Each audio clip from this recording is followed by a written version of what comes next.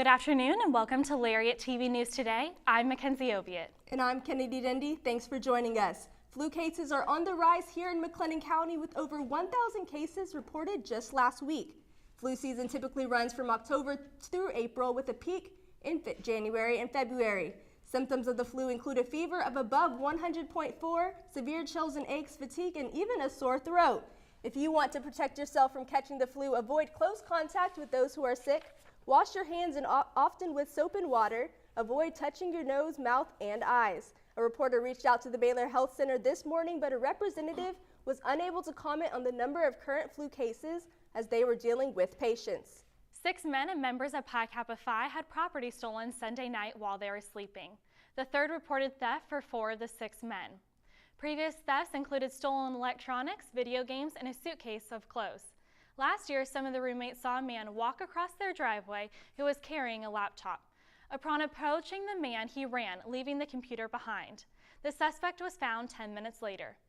Waco police told the men that almost all robberies are due to unlocked doors, since most criminals do not want to go through much trouble committing a theft. An alleged rape has been reported at the 11th Street Flats, an off-campus apartment complex, and it's the 5th reported rape to show up on the Baylor crime log in the last 2 months. According to the Clary Report crime log, the incident occurred on January 26th and was reported to Baylor's Title IX office. It was first appeared on the crime log January 30th.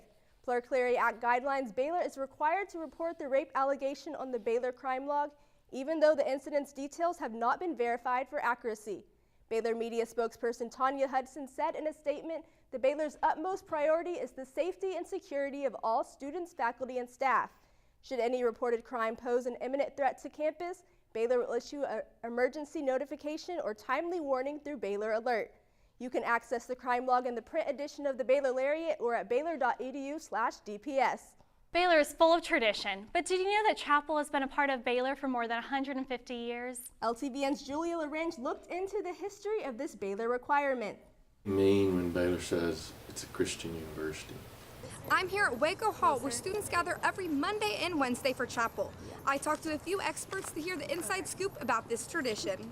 It's important to know that it's 160 years old.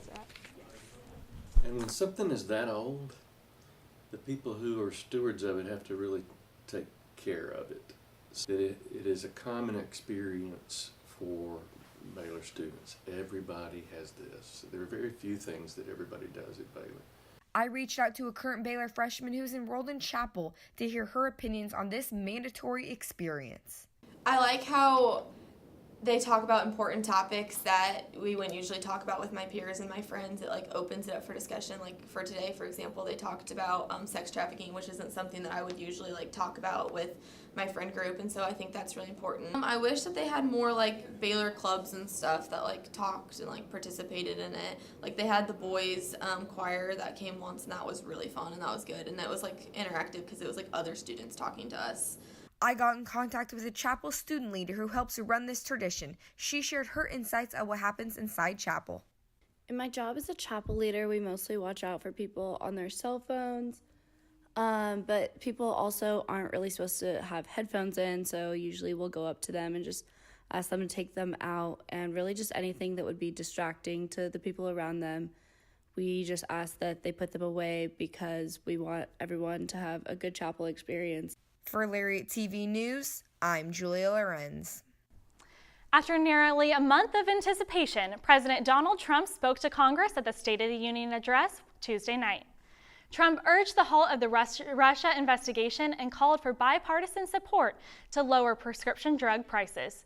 He also created a new slogan that said, "Walls work and walls save lives." Trump also received a standing ovation when he said 58% of workers are female in the United States. Looking ahead, Trump announced he will hold a second nuclear summit with Supreme Leader of North Korea, Kim Jong-un, in Vietnam on February 27th and 28th. Delta Sigma Pi hosted a recruiting event at the Sub Bowl that included a donation drive for some very special fuzzy friends. I caught up with their senior vice president to find out more about the reason behind Wednesday's event. We're partnered up with Fuzzy Friends to do a donation drive for them, and then we just brought the fraternity pups out here to kind of encourage the spirit of giving. See a cute face and you want to give more, right? Fuzzy Friends is an animal shelter that is run privately, so it's a nonprofit, and they basically take in any dogs or cats that are without a home. They can be both owner surrender or picked up by animal control in Waco, and they basically house them and rehabilitate them and try to find them a forever home. So we are a co-ed professional business fraternity.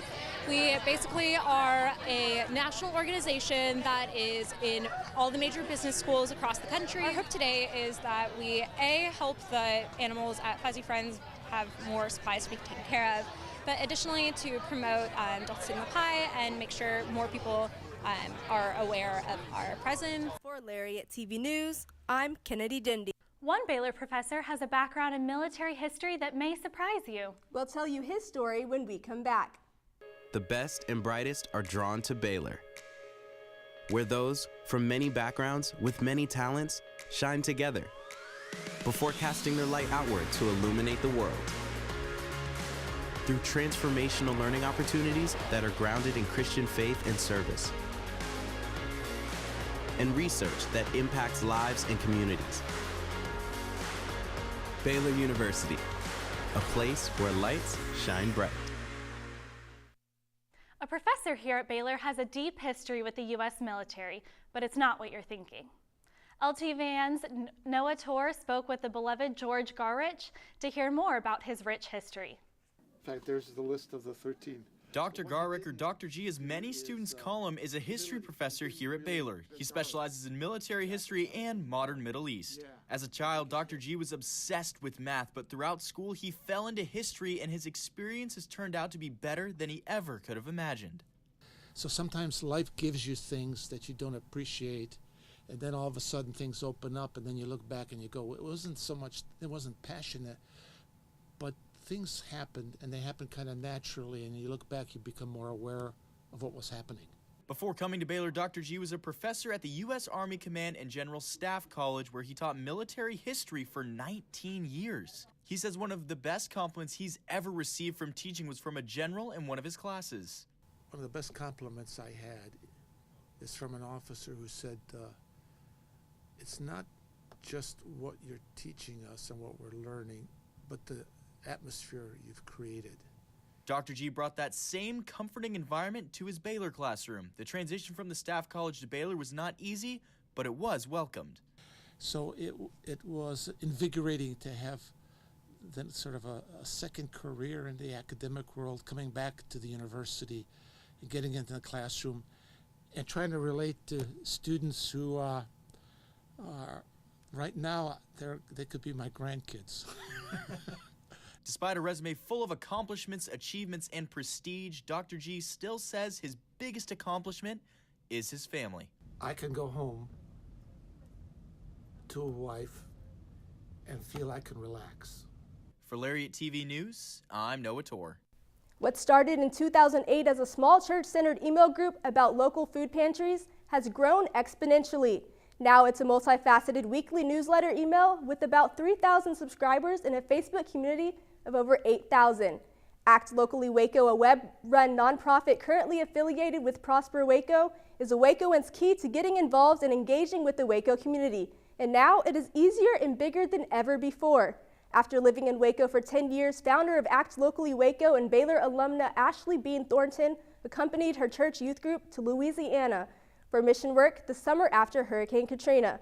She was then inspired to create this organization. To visit the site, go at actlocallywaco.org.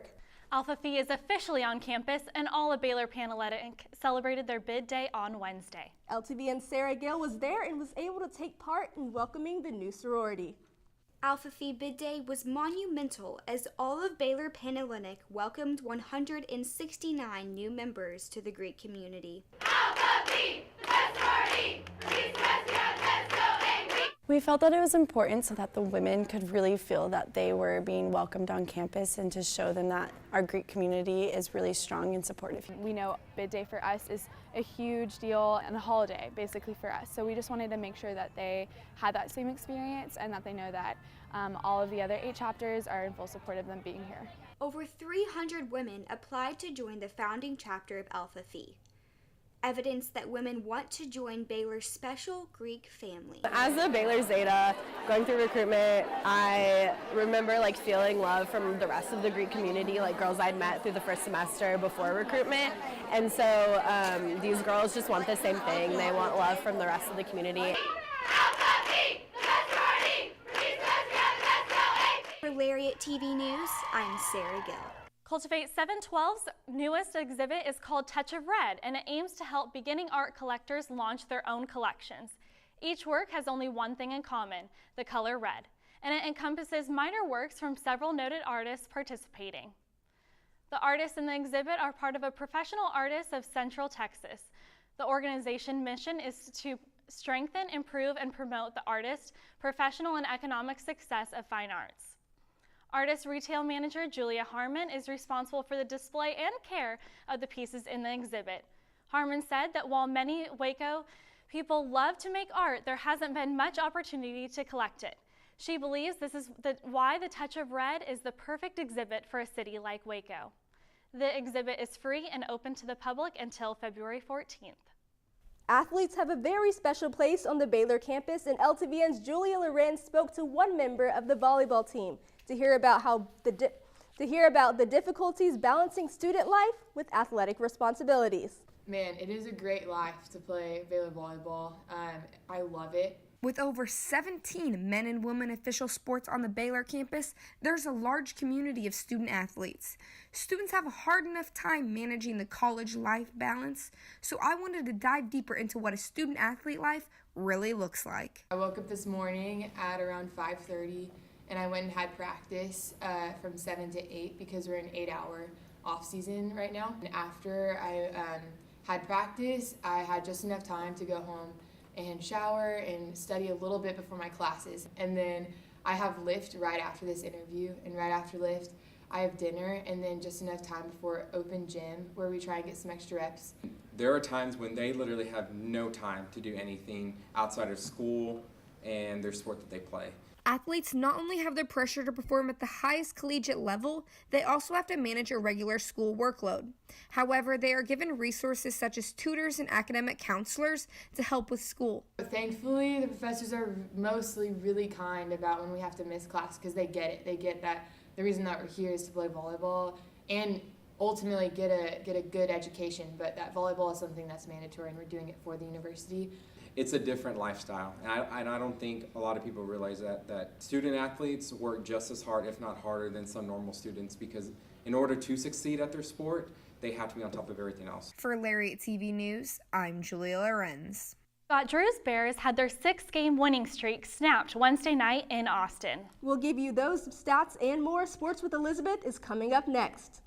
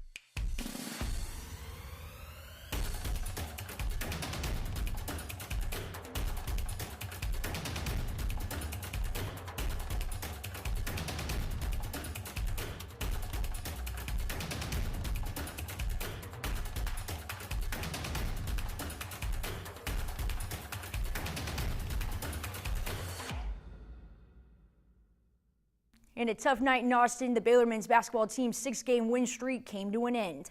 Baylor fell to the Longhorns Wednesday night 84-72 due to a tough Texas defense and a relentless Horns offense that ran the floor and hit 55% of their shots. Even though 4 Bears scored in double figures, it wasn't enough to keep their win streak alive. Baylor is back at home this weekend to host Kansas State at 5 p.m. on Saturday at the Farrell Center. The number 1 ranked Lady Bears defeated the Longhorns 74-68 in Austin earlier this week. What seemed like an easy win through the first 3 quarters turned into a dogfight in the fourth as the Longhorns fought back with a 20-6 run, but Baylor held on for the dub. Moon Urson led the Lady Bears' offensive attack with a career-high 20 points. After the game, head coach Kim Mulkey said her team did the two things they needed to win, keeping UT off the glass on offense and playing great transition defense. The Bears, who are still undefeated in conference play, host TCU at noon on Saturday at the Farrell Center, keeping in mind the Horned Frogs are on a 5-game winning streak. It's been an emotional season for one Baylor track and field athlete, and I was able to sit down with Will London and found out why he's having a year he will never forget. Baylor track and field athlete Will London has been running since he was 4 with his mother on the sideline cheering him on. But this season, however, will be different. In December, London's mother was diagnosed with a brain tumor. It was one of those things where it was on my mind at all times, and I just didn't want to lose my mom. So when she was going to get the surgery and I found out about it, it kind of sucked, but I knew like I had to not focus on it and be strong for her, and just to show her that whatever is going to happen, like I was still going to be here and I was still going to continue what she started for me. On January 27th, London shared his mother's story on social media, and the responses were overwhelming. I mean, it was great to know that people that I would never think that I would talk to was there for me. So it was one of those things where it wasn't for publicity, it wasn't for anything. It was just wanted to share my story and my mom. So it was one of those things that just took off, and I didn't know it would happen. So it was pretty cool to know that everyone was supporting me and supporting my mom. On January 29th, London announced that the surgery was successful and his mother was doing well. Then on the 31st, London shared that his mother had returned home. Everything went well, the surgery went well, and she's at home and she's up watching TV, and she's doing great. Before the surgery, London said when his mother went to the barbershop to get her hair cut off, he surprised her by doing the same. She didn't know I was going to do it. I kind of went back and forth with myself if I was going to do it or not, because I didn't want to cut my hair. But when I said after she got done, and I wanted her to know that I was there for her through whatever, because she's always been there for me through my 21 years of life. So I wanted her to know that this obstacle that she's going through, she's not alone. London said it's going to be tough not having his mother on the sideline this season, but he knows everything he accomplishes will be for her. Reporting for Lariat TV News, I'm Elizabeth Tharp. Baylor football added 5 players to their roster on National Signing Day. The new players who put pen to paper this weekend are tight end Garmin Randolph, offensive lineman Elijah Ellis, wide receiver Yusuf Terry, offensive lineman Paul Matavo Poali, and kicker Noah Rauschenberg. Head coach Matt Rule said he thinks these are all young men who came here for the right reason. They all want to be part of something special. They want to be part of a university that stands for something and be part of a football program on the rise. Former Baylor head coach Art Briles is no longer being considered for the offensive coordinator coaching position at the University of Southern Mississippi. Head coach Jay Hobson did not receive clearance from school administration before bringing Briles in for an interview. Hobson told ESPN he believes Briles is sincere and that he deserves a second chance. The school said it notified Briles after the interview he would not get the job. Southern Mississippi was the subject of significant criticism online for considering hiring Briles. It's opening weekend for the Baylor softball team, and the Lady Bears are kicking off their season with a top 20 matchup in Mexico at the Puerto Vallarta College Challenge. This tournament will run from February 7th through the 10th and will be the first international regular season games in program history. The Bears faced the 9th-ranked South Carolina Gamecocks on Thursday, winning 4-1, but also fell to BYU in a close contest 4-3. On Friday, the Lady Bears will face North Carolina Tar Heels, and the tournament will continue with games against Liberty and Washington on the weekend. And that's your sports update for this Friday. Thanks for watching Lariat TV News today. We'll see you next Friday. Have a great weekend.